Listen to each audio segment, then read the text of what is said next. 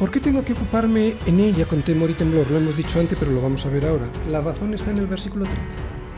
Quinta parte. ¿Por qué tengo que tener esta actitud al ocuparme? Porque Dios es el que en vosotros produce así el querer como el hacer por su buena voluntad. Esta es la razón por la cual tengo que temer y temblar al ocuparme en mi salvación, que es Dios mismo quien está actuando en mí. Tengo reverencia y respeto porque es Dios el que produce en mí así el querer como el hacer. Y tengo que ser consciente de esto y asombrarme. Dios produce en mí algo para que yo haga ese algo. Esto es un milagro. Es Dios quien me capacita para que me ocupe en mi salvación. Por eso la gloria toda se la lleva Dios. Primero me anima haciendo que yo quiera hacer su voluntad. O sea, me anima a ser santo. Él opera en mi vida para que yo lo quiera. ¿Cuál crees que es la diferencia entre tú y tus amigos incrédulos? Pues que a ti te está animando el Señor a ser santo. ¿Y por qué tiene que ser así? Porque mi carne caída jamás desearía esas cosas y mucho menos hacerlas.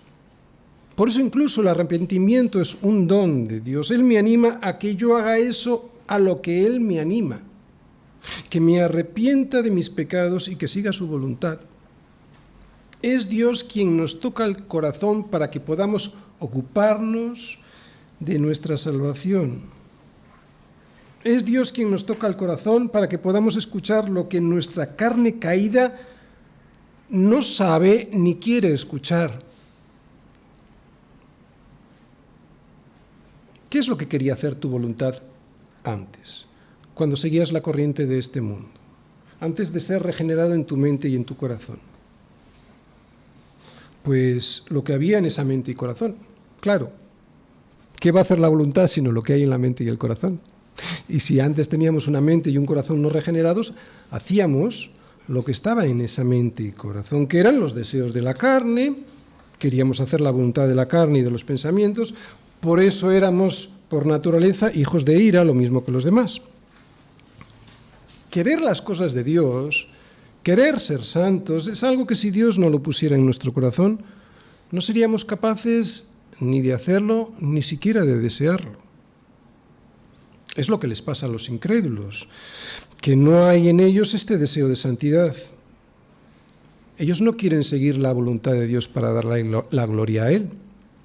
Ellos siguen sus propios deseos. Y si coinciden en alguna medida con los de Dios, es porque hemos sido hechos a su imagen y semejanza.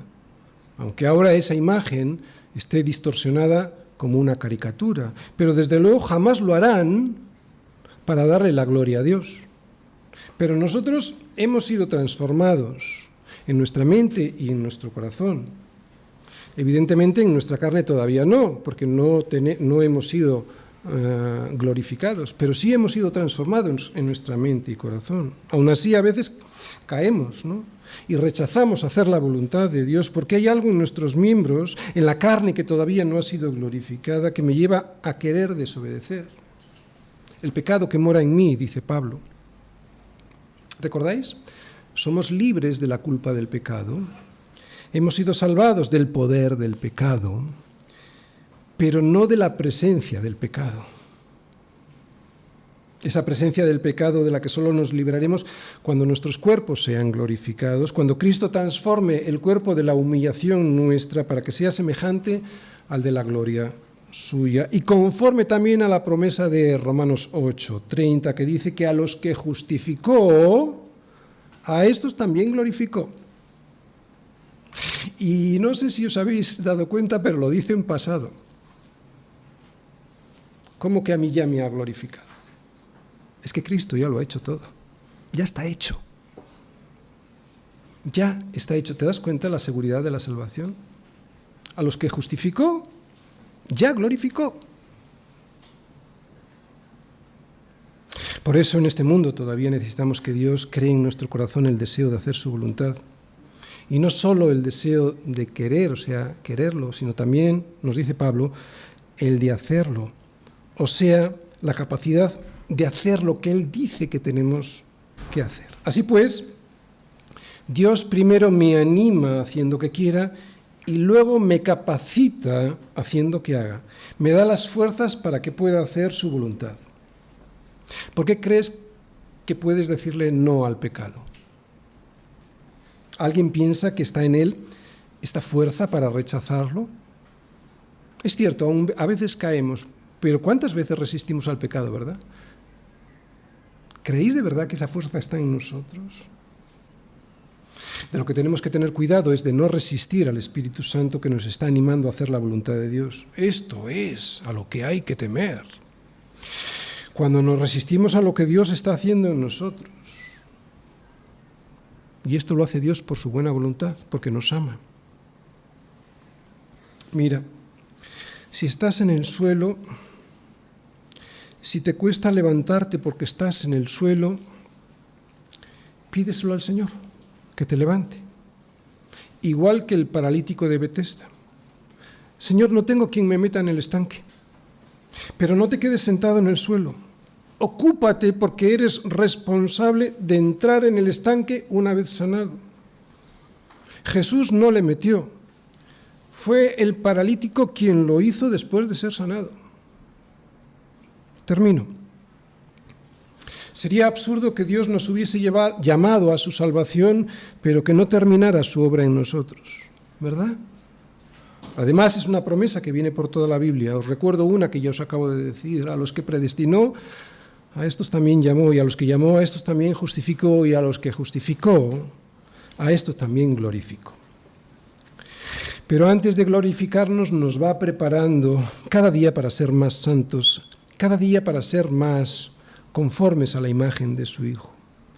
Y la forma en que lo hace es actuando, operando en nuestra mente y corazón para que deseemos esa santidad.